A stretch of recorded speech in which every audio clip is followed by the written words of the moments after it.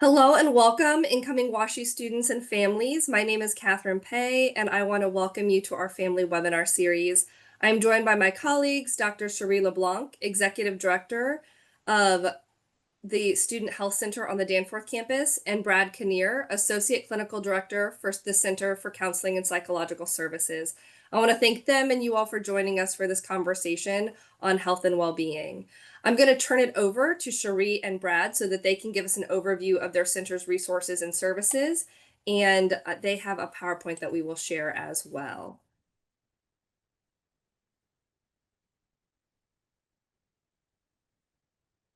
Cherie and Brad, it's all you. Terrific. Well, hi, everyone, and welcome. As Catherine said, I'm Cherie LeBlanc. I'm the Executive Director of the Student Health Center here on the Danforth campus. And I'm going to start off by reviewing just some general information that applies to both the Student Health Center and the Center for Counseling and Psychological Services. And then I'll dive into a little bit more detail about our medical and psychiatric services, as well as health promotion, some of the requirements that are necessary for our incoming students, and then I'll turn it over to my colleague Brad, who will then go over some of the counseling and psychological services. So let's begin. If you can give me the next slide, Catherine.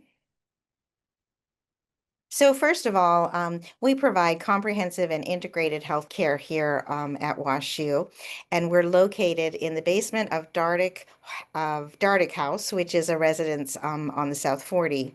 So this care includes medical, psychiatric services, as well as counseling and health promotion.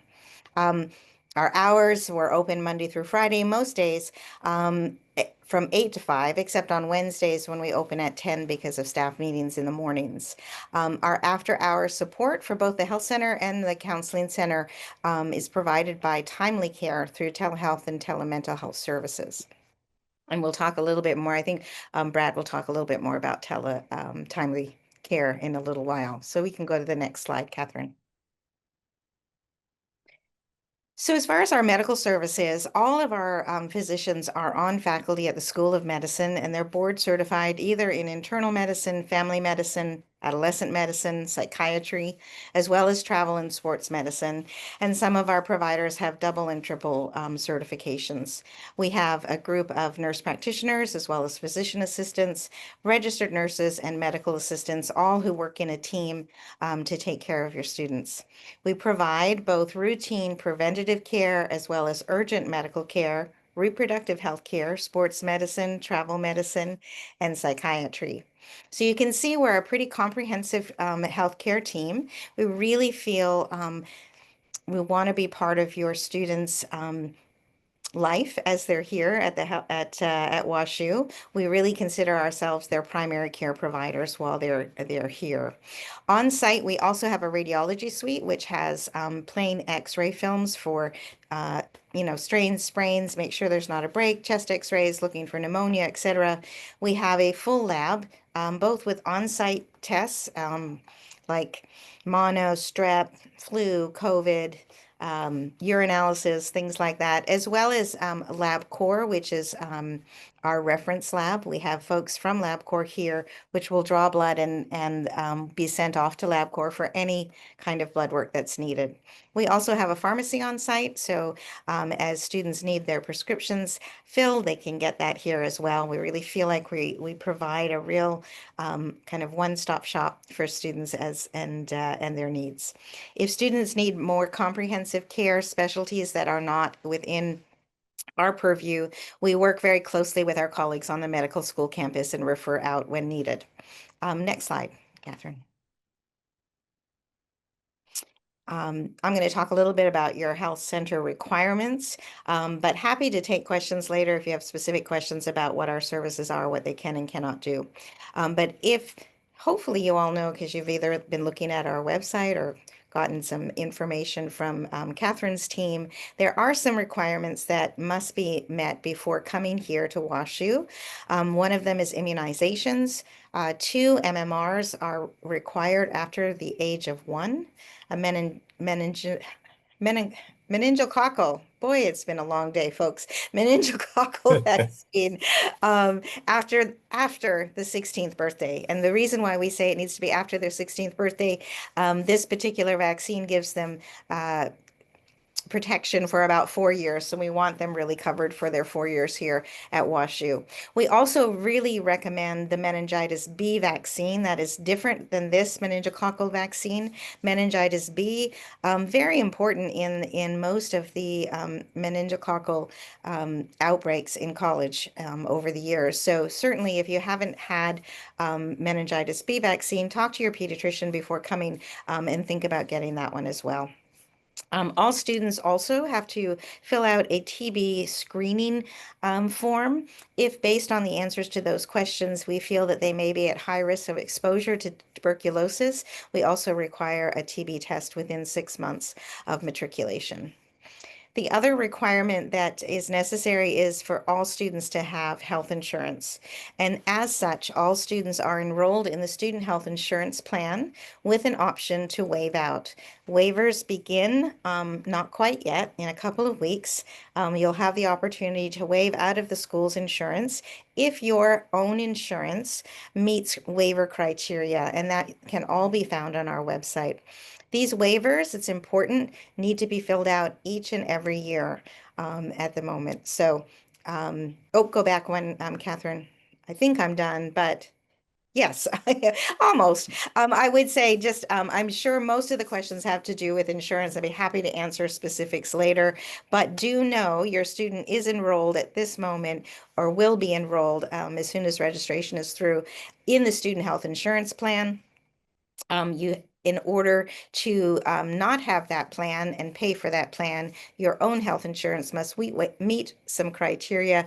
And at that point, you can waive out, and that particular charge will then be lifted from the student account. Okay, and now it's your turn, Brad. I'll send it over to you. Okay, thank you. So my name is Brad Kinnear. I'm the Associate Clinical Director of our Counseling Services on campus. I just wanted to tell you a little bit about the services we provide and what our focus is.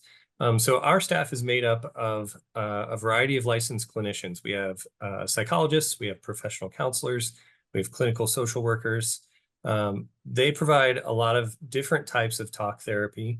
But in addition to that, we also have a care manager on campus. We are not the only option for your students if they're seeking counseling services.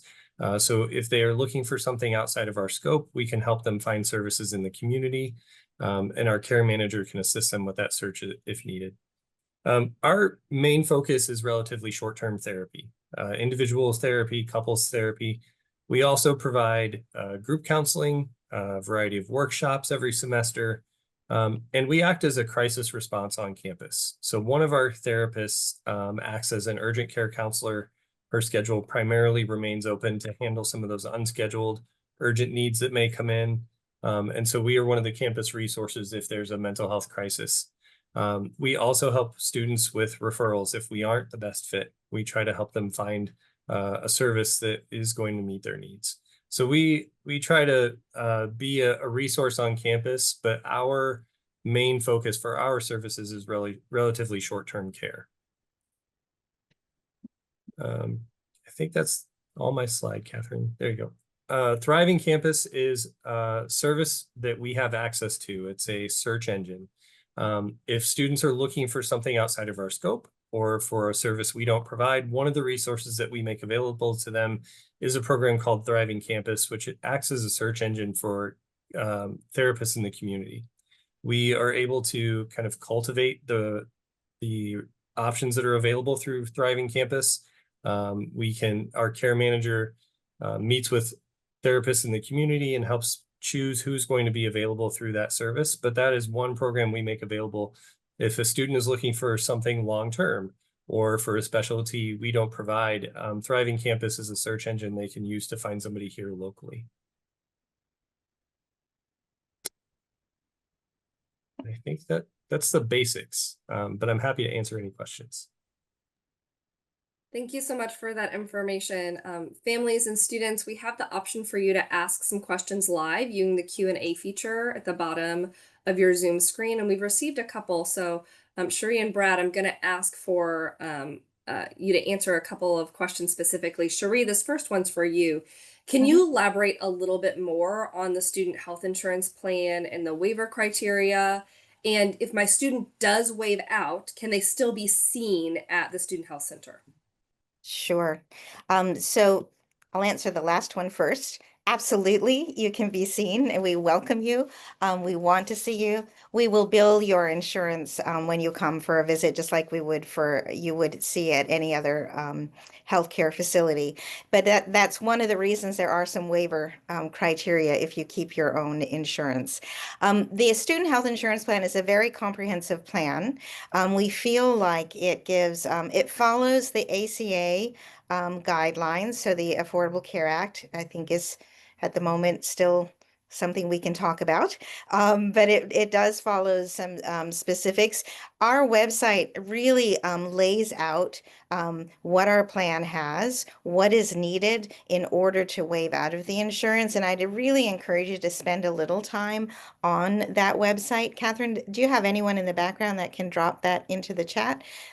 It would be the insurance page because it really does look at it. But in short, your plan needs to cover your student for all care here at St. Louis, in St. Louis. So it needs to be more than just, it'll cover you for emergencies. It needs to cover you for preventative care, any kind of care, including mental health care here in St. Louis. The main reason we think this is important is what we don't want is for something that could be minor to have a student wait it out because they think it should wait till they get home because they're not insured here, or that they have something that they're concerned to come in, and then it just waylays their whole time here at WashU. And so we really want to make sure that students are covered, that they can be seen quickly, either by us or people in the community, that we can take care of any of their health needs before it becomes a crisis and creates further problems for them. Thank you. Brad, you talked a lot about the mental health services available to students. Could you provide a little bit more detail about what should a student do if they need those services during non-standard business hours? Sure. Yeah, absolutely. Thank you. I forgot to mention that. So our standard business hours are Monday through Friday, generally 8 to 5. We are available during those hours, but the campus has made a service available outside of those hours. So the university has a contract with a telehealth service called Timely Care. Timely Care provides both medical and mental health treatment. It's something that students have access to. And so Timely Care is another treatment option for counseling services. But in addition to that, they are our primary referral source for after hours care. Timely Care has a function called Talk Now. So students can log into Timely Care any time of day or night. And if they want to talk to somebody for support, there's always somebody available through Timely Care. So that's the resource we refer people to outside of our business hours, but students can use that anytime during the day. Can all students use timely care, or do you have to be 18?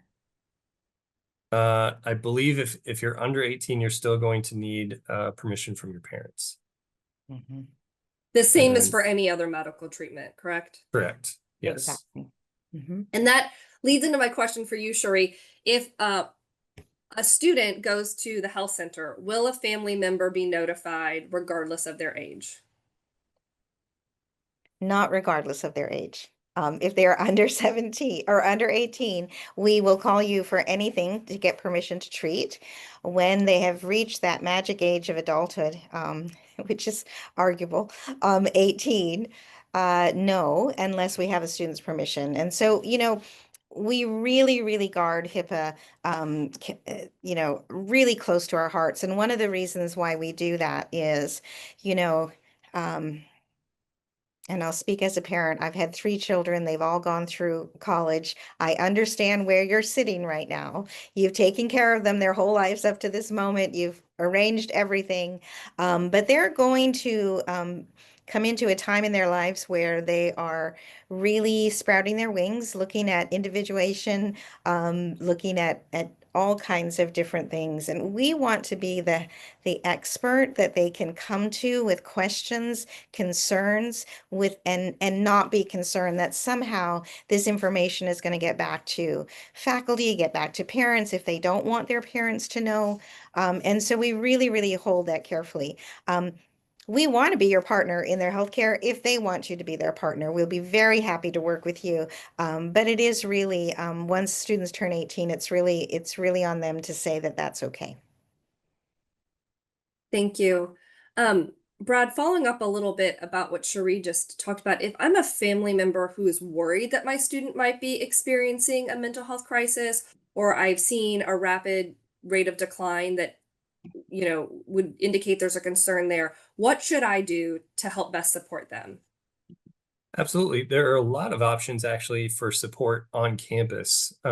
Because students are tied into so many forms of support, there are a lot of different avenues that you can take if you want to pull in some of that support and help your student. Everything from contacting Res Life. There's a service on campus called WashU Cares. But as far as our services, you're welcome to call at any time. We can talk through the resources that are available to your student. We can talk through how to connect that student with resources if they're interested in and able. The one thing we try to warn parents against is it generally doesn't go well if they call us and say, I want you to know this about my student, but don't tell them I called. That can really create some issues. So you're welcome to provide information. We can certainly provide guidance, but we can't, like Dr. LeBlanc was saying, we can't share any information about whether or not that student's already in treatment with us. We are held by HIPAA. So unless we have a release on file, we can't share any information, but we can certainly take your concerns, give you some information. And if your student happens to be working with us, we can take that forward to the therapist that's working with them. Thank you. Shri, I have a very specific health insurance question. We have a family member asking if they have both private health insurance and they choose to maintain the university's health insurance. Does WashU bill both? I know that's really nuanced. No, well, it is nuanced because there's and we've had this, and what I generally recommend to folks is really look at your health insurance, and if you're happy that it's going to cover them for what they need here, you don't need the student health insurance. It won't somehow make things that much more comprehensive, and occasionally, depending on you, as a Canadian, I never thought I would know this much about insurance, but let me just go through this for a second. Depending on your insurance and what their requirements and how they are set up, there sometimes is concern about who's the primary insurance. Is it your insurance? Is it student health insurance? And then if especially we send them out to a specialist and it gets billed to our insurance, I say ours, it's not really mine, but it is the student health insurance product. But then your insurance was primary, it may get denied. And we've been in this situation with families trying to sort this all out. So I would say you don't need both. If you are happy with yours, just keep yours. If you have questions, we also have folks here that aren't Canadian that probably maybe know the insurance company better. No, I'm teasing. But we do have folks here who could also help walk you through whether it makes sense for you to keep your insurance as well as for some reason have the student health insurance. And you can, I think it's insurance, it might be studentinsurance.wustl.edu. Catherine, you can let me know if that's what it is, or it might just be insurance. But please reach out to us. It is nuanced, and that's why I didn't answer it very well and kind of went off into lots of territories.